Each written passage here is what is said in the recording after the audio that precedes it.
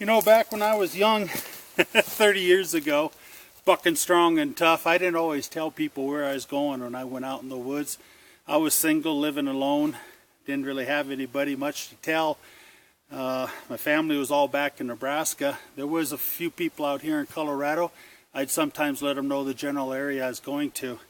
But now that's changed. I got married 10 years ago to a beautiful little Mexican lady from Tijuana.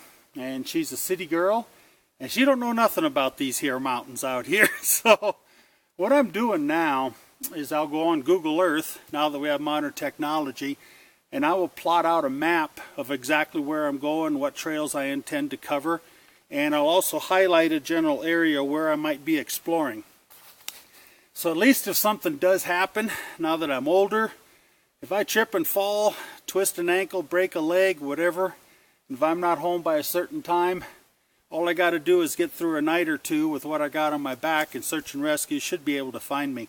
Because trust me, out here in Colorado and other places too, there are thousands and tens of thousands of acres to search, and you just can't do it. You know, trying to find someone out there, unless you know about where they're going to be and where they're at, it's very hard to do.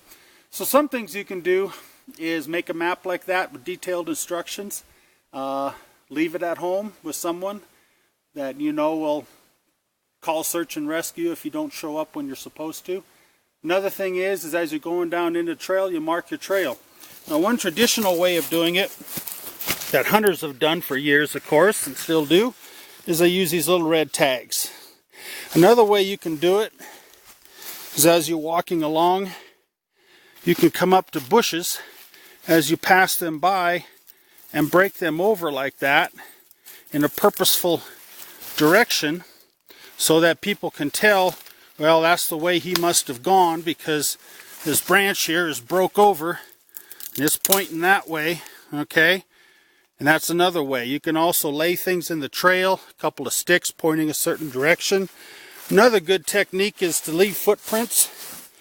One thing I did is I took a photograph of the bottom of my boot so search and rescue would know exactly what my boot looks like. So if you get to a soft spot, you could kick the ground back, put a good boot print in there, and that will give them something to go on, especially if you come up against a anthill or something like that where there's nice fresh dirt. That's a good place to leave a track. You can also drag your feet in the leaves. But just remember, if it rains or snows, that might all disappear. So carrying some red flagging that you can pick up on your way back out if you want to, that's a pretty good idea too. Main thing is to let somebody know, make a map, try to be safe. Because I don't care how young and buck and strong you are, there's plenty of very tough, strong young individuals, men and women, who have become injured. And if you you trip and fall, break a leg, or jam a tree branch through your leg or into your stomach or something, you're going to have a hard time getting out. So that's my little tip for the day on that. Back to the trail, huh, Coco?